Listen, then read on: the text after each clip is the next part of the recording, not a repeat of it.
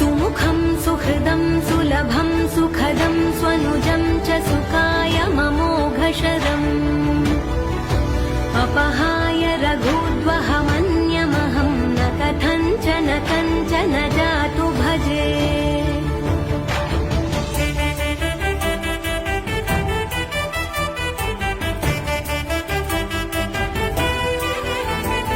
विना वेङ्कटेशं ननाथो ननाथः सदा वेङ्कटेशं स्मरामि स्मरामि हरे वेङ्कटेश प्रसीद प्रसीद प्रियं वेङ्कटेश प्रयच्छ प्रयच्छ।